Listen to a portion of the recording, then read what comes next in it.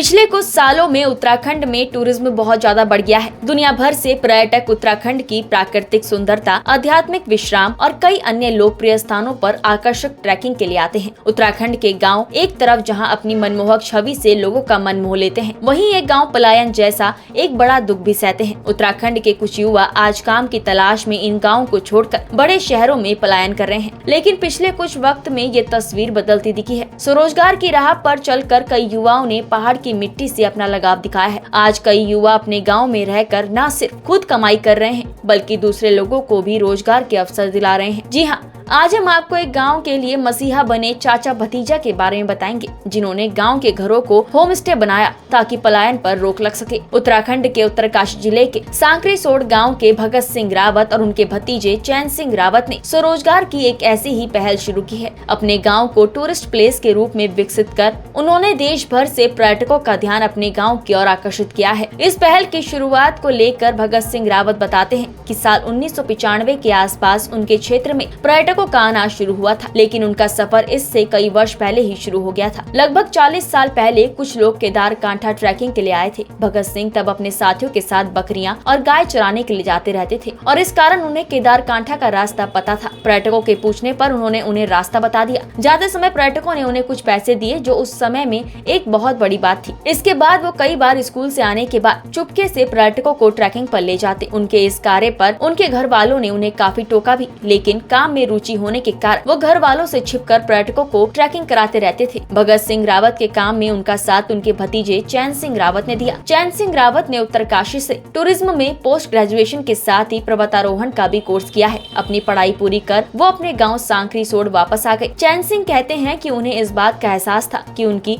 इस पहल की शुरुआत उनके गाँव से ही की जानी चाहिए। इससे न केवल उन्हें बल्कि गाँव के युवक और युवतियों को भी रोजगार मिल सकता है। उन्होंने साल 2002 में हर की Doon protection and mountaineering association की शुरुआत की, जिससे आज उत्तराखंड, हिमाचल प्रदेश और कश्मीर सहित 250 से 300 लोग जुड़े हुए हैं। उनकी इस पहल के कारण अब गांव के ज्यादातर घरों में होम स्टे बना दिए गए हैं। पर्यटक यहाँ उत्तराखंड के पारंपरिक घरों में रुकते हैं और उन्हें यहाँ का खाना भी खिलाया जाता है। होम स्टे में रुकने वाले पर्यटकों का पूर्ण रूप से आदर सत्कार किया जाता है। जब कोई गेस्ट आता है तो उनको पारंपरिक तरीके से फूल माला पहनाकर स्वागत किया जाता है। गाँव के लोग अब अपने परिवार के साथ गाँव में ही रहते हैं। अपने गाँव की बदलती तस्वीर देख भगत सिंह रावत काफी संतुष्ट और प्रसन्न भी है।